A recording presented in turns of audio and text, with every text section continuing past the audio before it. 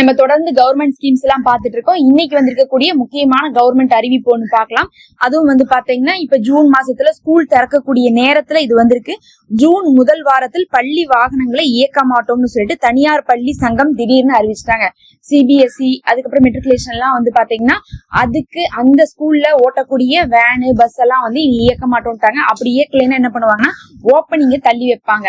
எதுக்காக இவங்க இப்படி சொல்லியிருக்காங்க, அறிவிப்பு கொடுத்திருக்காங்க அப்படிங்கறத பாத்தீங்கன்னா இன்னொரு 10-15 நாள் தான் இருக்கக்கூடிய நேரத்துல இது அவங்க சொன்னதுக்கு காரணம் என்னன்னு பார்க்கும்போது கவர்மெண்ட் என்ன பண்ணிருக்காங்கன்னா அங்க இருக்கக்கூடிய மாணவ மாணவிகளுடைய பாதுகாப்பை உறுதிப்படுத்துறதுக்காக சில விஷயங்களை நடவடிக்கைகளை எடுப்பாங்க. அந்த ஒரு நடவடிக்கையாக ஜிபிஆர்எஸ் பொறுத்துங்க அப்படின்னு சொல்லிட்டு என்ன பண்ணிருக்காங்க, வேன்களுக்கு பஸ்களுக்கு சொல்லிருக்காங்க. அதுல மெட்ரிகுலேஷன் ஸ்கூலும் சிபிஎஸ்இயும் என்ன பண்ணிருக்காங்கன்னா இது பொறுத்ததுல எங்களுக்கு நிறைய சிக்கல் இருக்குது, ஏன்னா லஞ்சம் வாங்குறாங்க, எங்கனால அவ்வளவு காசு கொடுத்து பொருத்த முடியல அப்படின்னு சொல்லிட்டு என்ன பண்றாங்கன்னா இவங்க மனு கொடுக்க போறாங்களாமா. அதனால அதனுடைய ரிசல்ட் தெரியற வரை நாங்க என்ன பண்ண மாட்டோம், வண்டிகளை இயக்க மாட்டோம் அப்படின்னு இருக்காங்க. அப்படி வண்டிகளை அவங்க இயக்காட்டினா உங்களுக்கு பாத்தீங்கன்னா ஜூன்ல இருந்து என்ன ஆகும், ஒரு வாரத்துக்கு தள்ளி போற கூட வாய்ப்புகள் இருக்குது. இப்போதைக்கு பாத்தீங்கன்னா அது பொருத்துறதுக்கான மதிப்பு அப்படிங்கிறது 3000 ரூபாய் தான். ஆனா என்ன ஆகுதுன்னா 18,000 ரூபாய் கேக்குறாங்களாமா. 3000 ரூபாய் மதிப்புள்ள ஜிபிஆர்எஸ் கருவியை 18,000 ரூபாய் கொடுத்துதான் வாங்கணும்னு சொல்லிட்டு ஆர்டிஓக்கள் நிர்பந்தம் செய்வதாகவும், அது மட்டும் இல்லாம எஃப்சின்னு சொல்லக்கூடிய அந்த சான்று கொடுக்கறதுக்கு பாத்தீங்கன்னா வழங்க லஞ்சம் கேட்பதாகவும் இவங்க புகார் அளிச்சிருக்காங்க. 3000 ரூபாய் தான் ஆகுது, அதுக்கு எதுக்கு இவங்க 18,000 ரூபாய் வாங்குறாங்க அப்படின்னு சொல்லிட்டு கேட்டிருக்காங்க. இதை ஆர்டிஓக்கள் மேல இது லஞ்ச ஒழிப்புக்காகவும் சொல்லியிருக்காங்க. அதே மாதிரி எஃப்சி கொடுக்க மாட்டேங்கிறாங்க அப்படிங்கக்கூடிய விஷயத்தையும் முன் வச்சுதான் இவங்க என்ன பண்ண போறாங்க, போராட்டம் செய்ய போறதாகவும் இல்ல கோரிக்கை வைக்க போறதாகவும் சொல்லிட்டு இருக்காங்க.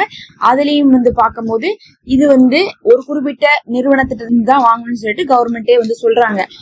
நாங்க அப்படி வாங்க போகும்போது கூட பாத்தீங்கன்னா இவ்வளவு விலை ஜாஸ்தியா இருக்குது, நாங்க இவ்வளவு பஸ் வச்சிருக்கோம், இவ்வளவு வேன் வச்சிருக்கோம், எப்படி இத்தனை காசு கொடுத்து நாங்க எல்லாத்துக்குமே போடுவோம், அது எங்களுக்கு இடைஞ்சலா இருக்குது, பெரிய நஷ்டம் தான், நீங்க லஞ்சத்தை ஒழிக்கிறீங்க, அதனால இதை கருத்தில் கொள்ளுங்க அப்படிங்கிற மாதிரி இன்னைக்கு அவங்க எல்லாம் சொல்லியிருக்காங்க.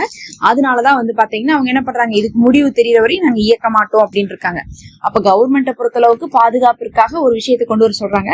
ஆனா அதை கொண்டு வரதுக்கான நியாயமான காசை விட அதிகமாக என்ன பண்றாங்க, எதிர்பார்க்கறாங்கன்னு சொல்லிட்டு வேலையில இருக்கவங்கன்னு சொல்லிட்டு தெரிய வருது. அதை கண்டிச்சுதான் இவங்க என்ன பண்ணிருக்காங்க, நாங்க அதை செய்ய முடியாது, அந்த லஞ்சம் வாங்குறத நீங்க தவிர்த்து கொள்ளுங்க அப்படிங்கிறதுக்காக இப்ப ஆர்ப்பாட்டத்திலையும் வைத்து கொண்டு இருக்காங்க. பொறுத்திருந்து பார்க்கலாம் இதுக்கு என்ன தீர்வு கிடைக்க போகுது அப்படிங்கிறது.